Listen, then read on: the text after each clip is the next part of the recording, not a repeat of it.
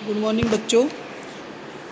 देखिए, मैंने आपको मकान संपत्ति का जो फॉर्मेट समझाया था, जिसके अकॉर्डिंग हम सवाल हल कर रहे हैं, उसमें ये बताया था कि पहले हम मकान का वार्षिक मूल्य निकाल लेंगे। वार्षिक मूल्य में से नगरपालिका का जो कर है उसका भुगतान करेंगे।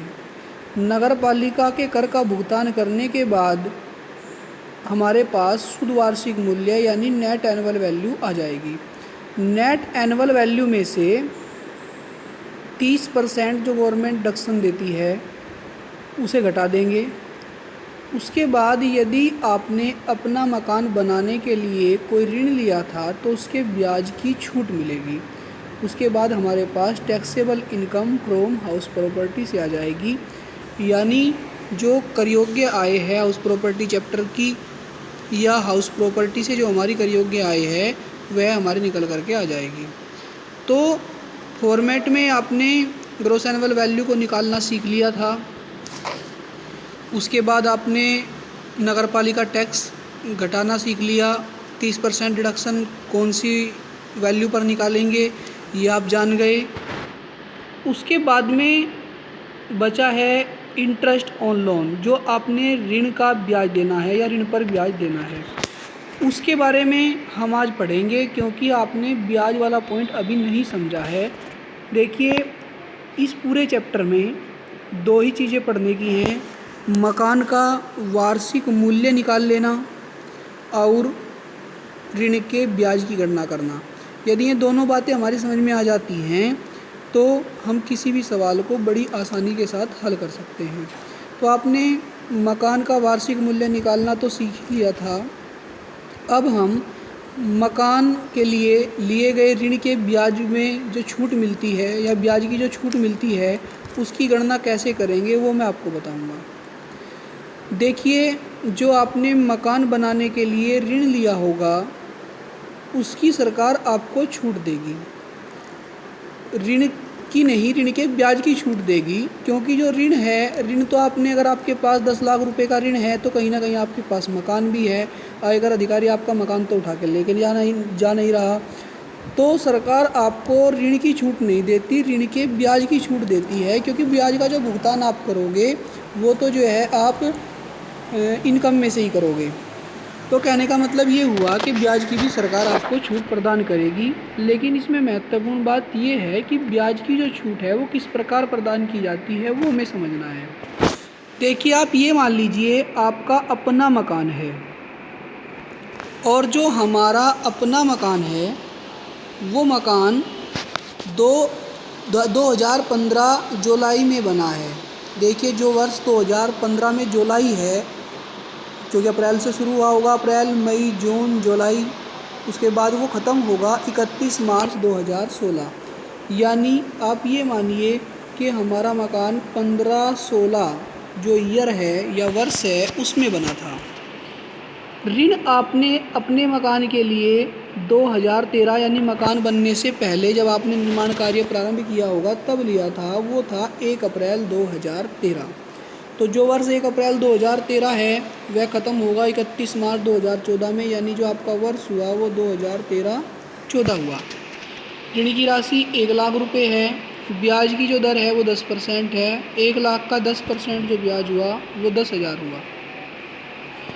उसके बाद अगला वर्ष शुरू होगा 2014 1 अप्रैल को, वो ख़त्म होगा 31 मार्च 2015 को, यानी 13-14-14-15 2 वर्ष आपके पास ऋण रहा मकान बनने से पहले, क्योंकि देखिए आपका मकान बना था 2015 जुलाई में यानी 15-16 में। तो 1 साल का ब्याज 1 लाख का 10% ब्याज 10,000 बैठता है, दूसरे साल का ब्याज 10,000 बैठता है। यानी इस प्रकार मकान बनने से जो पहला ऋण था, पहले ऋण का जो ब्याज था वह 20,000 रुपये हो चुका है। टोटल कितने रुपये हुआ? 20,000। अब ये जो 20,000 है इसकी छूट सरकार आपको 5 किस्तों में प्रदान करेगी। देखिए, जो 20,000 है इसको हम 5 से डिवाइड कर रहे हैं और हमारा 4,000 रुपये आया है। यानी सरकार आपको मकान बनने से पहले के ब्याज की जो छूट प्रदान करेगी वह 5 बार में करेगी। 4,000, 4,000, 4,000, 4,000, यानी 5 बार में 4-4 हज़ार रुपये की आपको छूट देगी। इस प्रकार आपको मकान बनने से पहले लिए गए ऋण की ब्याज की छूट मिलेगी। उसके बाद क्या होगा? उसके बाद सीधी सी बात है, जब आपका मकान बन गया होगा 2015-16 में, तो 15-16 में जो आपने उसे किराए पर दिया होगा उसकी इनकम पर टैक्स 16-17 में लिया गया होगा। तो 16-17 में 15-16 का जो ब्याज है 1 साल का 10,000 रुपये बैठता है, छूट प्रदान कर दी गई। फिर 16-17 में जो ब्याज बैठा होगा उसकी छूट 17-18 में जब टैक्स लेने अधिकारी आया होगा तब प्रदान कर दी गई। जब 17-18 में आपने ब्याज चुकाया होगा तो 17-18 की छूट 18-19 में प्रदान कर दी गई। यानी हर वर्ष इस प्रकार छूट प्रदान की जा रही थी।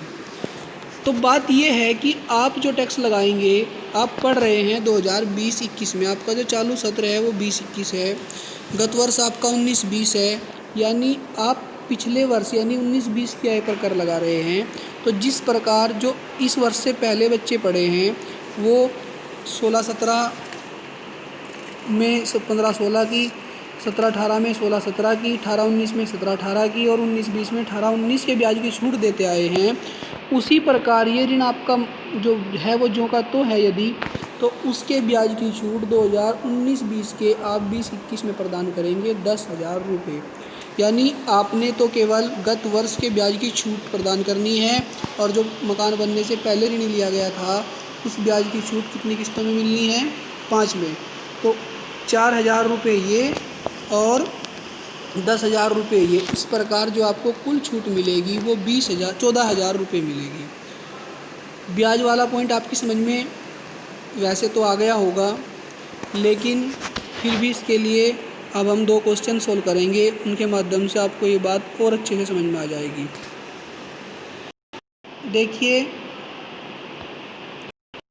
देखिए जो हमारा 6 क्वेश्चन है, श्री जोसफ का एक मकान है जिसे उसने रहने के लिए किराए पर उठा दिया है। मकान जून 2015 में बनकर तैयार हुआ था। मकान का वार्षिक किराया मूल्य 96,000 रुपये है। नगरपालिका कर 20,000 रुपये चुकाया। उसने 24,000 रुपये सफ़ेदी कराने पर व्यय किए। 1/4/2013 को उसने प्रतिज्ञा पत्र पर 12% की दर से ब्याज पर 30,000 रुपये उधार लिए, जिसे मकान बनवाने पर व्यय किया। इस ऋण में से अभी तक कोई राशि वापस नहीं चुकाई गई है। श्री जोसफ को 20,000 रुपये मासिक वेतन मिलता है। इसके पास दफ्तर जाने के लिए एक स्कूटर है जिस पर पेट्रोल आदि पर उसका औसत व्यय 1,000 रुपये माहवार है। मकान संपत्ति से उसकी कर योग्य आय तथा कुल आय की कर निर्धारण वर्ष 19-20 के लिए गणना कीजिए।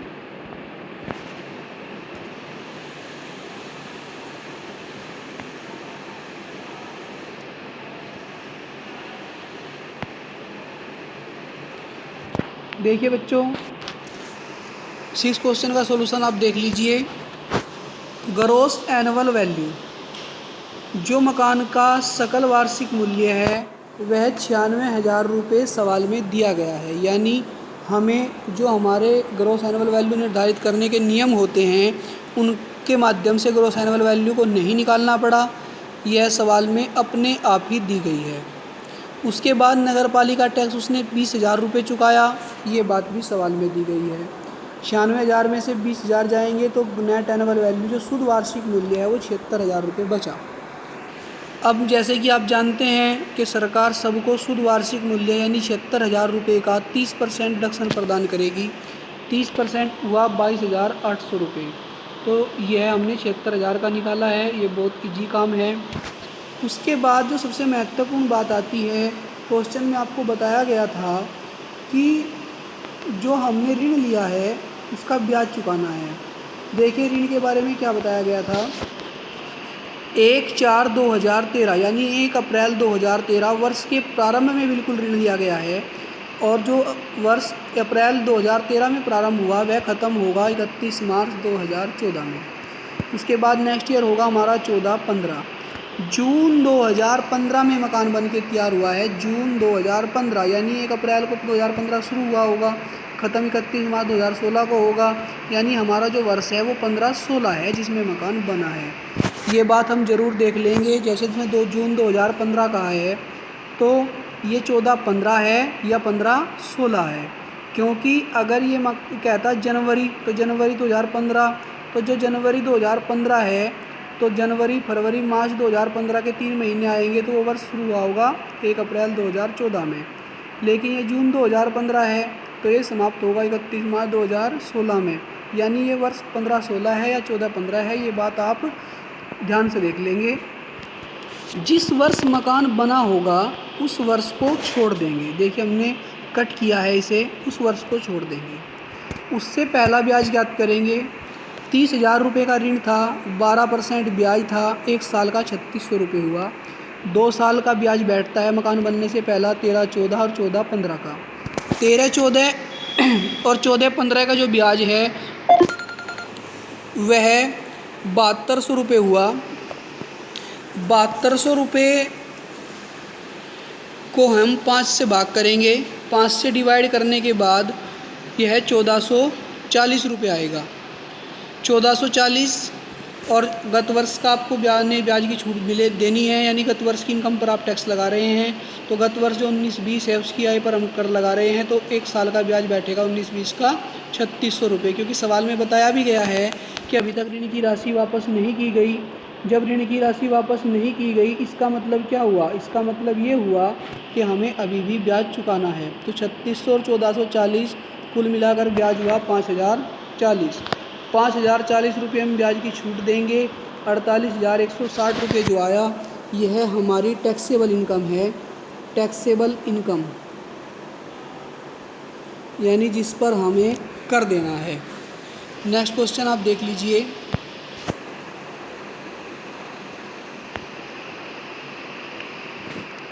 नेक्स्ट क्वेश्चन है, मिस्टर ए मुंबई में एक मकान के स्वामी हैं जो रहने के लिए किराए पर उठाया हुआ है और जिसमें भिन्न भिन्न आकार के 2 फ्लैट हैं। वे 5,000 तथा 7,000 मासिक किराए पर क्रम से उठाए गए हैं। मकान का नगरपालिका मूल्यांकन 96,000 है। नगरपालिका कर की दर 15% वार्षिक है। मकान के संबंध में अन्य विवरण निम्नलिखित है। मकान नया बना है और 1 अप्रैल 2014 को बनकर तैयार हुआ है।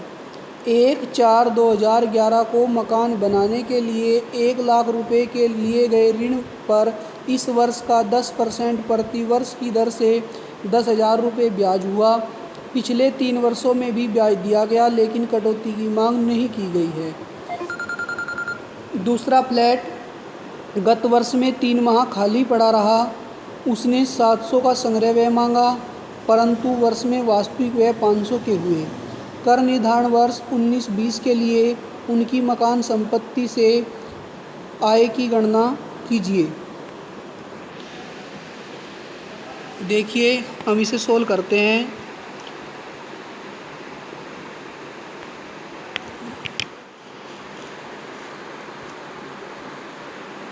देखिए इस क्वेश्चन का हमारे पास जो सॉल्यूशन है, मैंने समझाने के लिए एक छोटा सा मकान ऊपर बनाया हुआ है। देखिए ये मकान है, इसके 2 फ्लैट हैं। एक फ्लैट को 5,000 रुपये मासिक किराए पर दिया गया है, दूसरे को 7,000 रुपये मासिक किराए पर दिया गया है। तो पहले फ्लैट का वास्तविक किराया यानी एक्चुअल रेंट 5,000 गुणा 12 60,000 रुपये हुआ। दूसरा फ्लैट 7,000 रुपये मासिक किराए पर दिया गया है, लेकिन 3 माह खाली पड़ा रहा।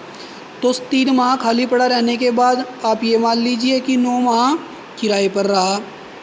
तो यदि 9 माह किराए पर रहा तो 63,000 रुपये उसका वास्तविक किराया हुआ। अब इस क्वेश्चन में 96,000 रुपये नगर पालिका मूल्य बताया गया है। नगर पालिका मूल्य कितना रुपये बताया गया है? Municipal value 96,000। अब इसमें फ्लैट 2 हैं, ये 96,000 रुपये जो है वो दोनों का है। हमें देखना है कि फर्स्ट मकान का कितना है, फ्लैट का कितना है और दूसरे का कितना है।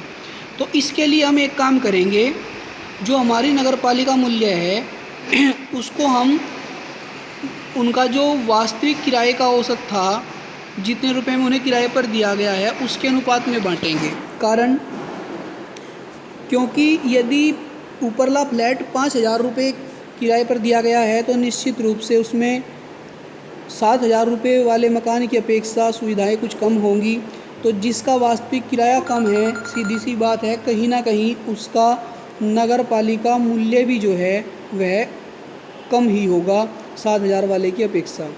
तो नगर पालिका मूल्यांकन 96,000 है। हमने इनका अनुपात निकाला 7,000 और 5,000 का, 5:7 आएगा। 5 और 7 12, 12 से हम भाग करेंगे, 96,000 को 5 से गुना करेंगे तो नगर पालिका मूल्य आया 40,000। 96,000 को 12 से भाग करेंगे और 7 से गुना करेंगे, नगर पालिका मूल्य आया 56,000। तो अब हम ग्रॉस एनुअल वैल्यू बहुत आसान तरीके से निकाल सकते हैं। सवाल में 2 ही मूल्य दिए गए हैं, वास्तविक और नगर पालिका। तो ग्रॉस एनुअल वैल्यू देखिए, हमने निकाला है पहले मकान का 60,000। वो कैसे आया? एक्चुअल रेंट और म्युनिसिपल वैल्यू दोनों में अधिक कौन है? 60। जो अधिक होगा उसको ही वार्षिक मूल्य मानेंगे, क्योंकि किराया नियंत्रण अधिनियम तो यहाँ लागू नहीं है, क्योंकि सवाल में मानक किराया नहीं दिया गया है। दूसरे मकान में दूसरा जो फ्लैट है, अगर ये भी बात देखें कि दोनों में अधिक कौन है, 63,000 है, लेकिन ऐसा नहीं है। हमने इस आधार पर इसका ग्रॉस एनुअल वैल्यू नहीं निकाली है। हमने इसकी ग्रॉस एनुअल वैल्यू इस आधार पर निकाली है कि जो मकान वर्ष के दौरान कुछ समय खाली रहता है तो उसका वास्तविक किराया ही वार्षिक मूल्य माना जाता है। तो 63,000 रुपये ही माना जाएगा।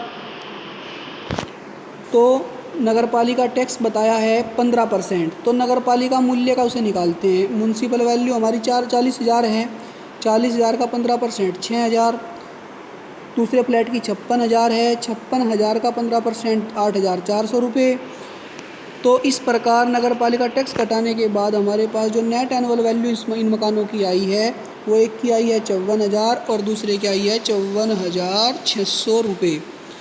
अब जैसा कि आपको पहले से पता है कि 30% गवर्नमेंट डिडक्शन सबको देती है। तो 54,000 का 30% 16,200, 54,600 का 30% 16,380, यानी ये 30% डिडक्शन है जो हम नेट एनुअल वैल्यू का निकालते हैं।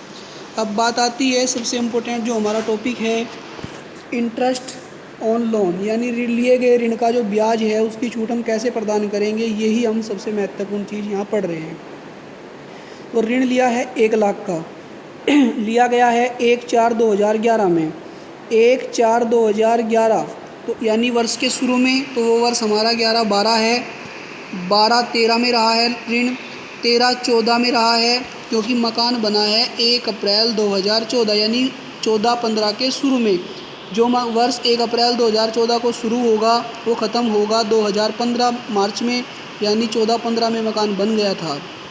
जिस वर्ष हमारा मकान बनता है उसे हम छोड़ देते हैं, उसको हमने छोड़ दिया है। उसके अलावा जो पिछले वर्ष हैं 3, 11, 12, 12, 13, 13, 14, 1 लाख का 10% ब्याज, 1 वर्ष का 10,000 हुआ, 3 साल का 30,000। 30,000 को हम जब 5 से डिवाइड करेंगे तो 6,000 रुपये। जैसा कि मैंने आपको बताया था कि जो हमारा मकान जिस वर्ष बना होगा उस वर्ष से पहले का जो ब्याज होगा उसकी जो हम छूट प्रदान करेंगे वो 5 किस्तों में देंगे। तो 5 किस्तों में छूट देकर 6,000 रुपये आई। गत वर्ष की छूट ब्याज की पूरी मिलेगी। गत वर्ष जो है हमारा 19-20 है, जिसके आय पर हम कर लगा रहे हैं। गत वर्ष का जो ब्याज बैठा वो 10,000 रुपये, तो 10,000 और 6,000 यानी कुल मिलाकर 16,000 रुपये। तो 54,000 पहले मकान की नेट एनुअल वैल्यू थी और 54,600 दूसरे की थी। इस प्रकार 1,08,600 रुपये हुआ। अब हम दोनों की जो डिडक्शन है वो घटा देंगे, क्योंकि दोनों का आंसर हम एक साथ ही निकाल रहे हैं, बुक में एक साथ ही दिया हुआ है। 16,200, 16,380 यानी 32,580। तो 1,08,600 में से जब हम 32,580 घटाएंगे तो हमारे पास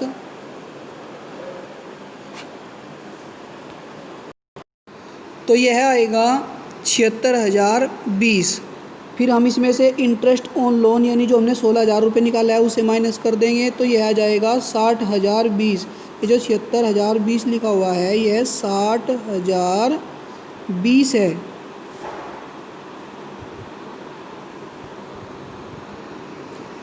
60,020 रुपये। तो इस प्रकार हमने इस क्वेश्चन को सोल्व कर दिया। Thank you.